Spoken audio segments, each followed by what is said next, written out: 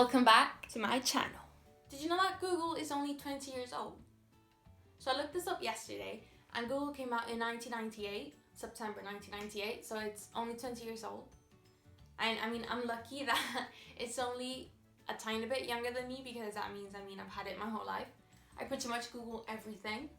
Like if you're gonna do something for the first time, what else are you supposed to do but Google it? Like I guess you could look it up in a book, but everyone uses Google. I thought it would be a lot of fun if I Googled what are Google's most commonly asked questions. And I mean, of course I don't know the answer to any of them by heart, but I looked it up, I got the answers, so now I'm going to give you the answers in case you're one of the people who ask those questions.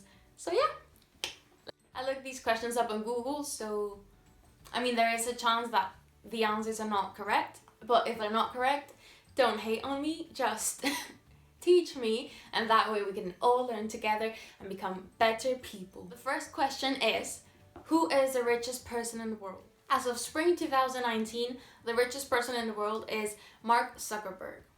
Now, you probably all know who he is, but if you don't, he is the Chief Executive Officer of Facebook. So he is number one.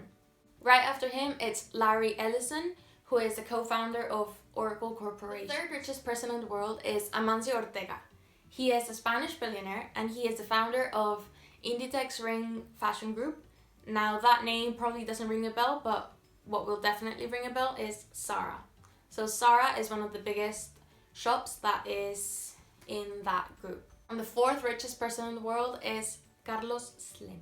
The next question is water wet? So water being a liquid, it's not wet, but it can make other solid materials wet. So, for example, here there's a bowl with water.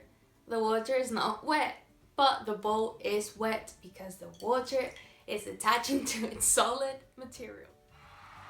The next question is, can I give my dog apples? What I found out is that you can give your dog apples, but you can only give her slices in moderation, because if they eat too much of it, they can get an upset stomach, and apparently if they eat a lot of seeds, it's actually poisonous for them. So take care of your dogs, please. The next question I think is the one with the most complex answer. So the question is, why is the sky blue?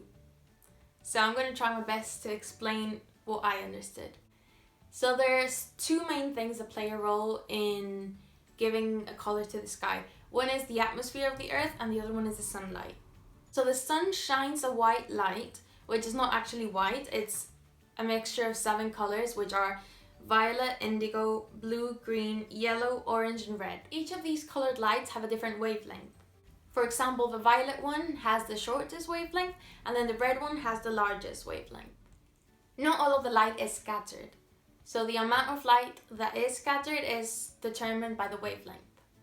That means that since the wavelengths of violet, blue, and indigo are the shorter ones, they're going to be the ones that get scattered the most. So as you can see, the sunlight colors with shorter wavelength are violet, indigo, and blue. When the mixture of these 3 lights comes to our eyes, the sky appears to be blue.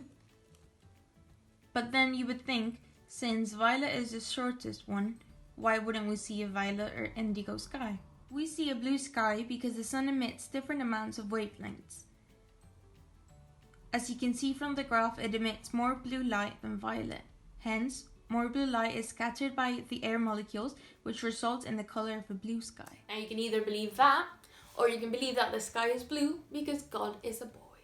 The last question I'm going to be answering is, what are the 5 love languages? According to Gary Chapman, the 5 love languages, which are the ways to express and experience love, are: number 1, receiving gifts; number 2, quality time; number 3, words of affirmation; number 4, acts of service; and number 5, physical touch. So go and hug all of your loved ones. Thank you so much for watching, and if you've ever Googled one of these questions, I hope I was able to help. See you next time.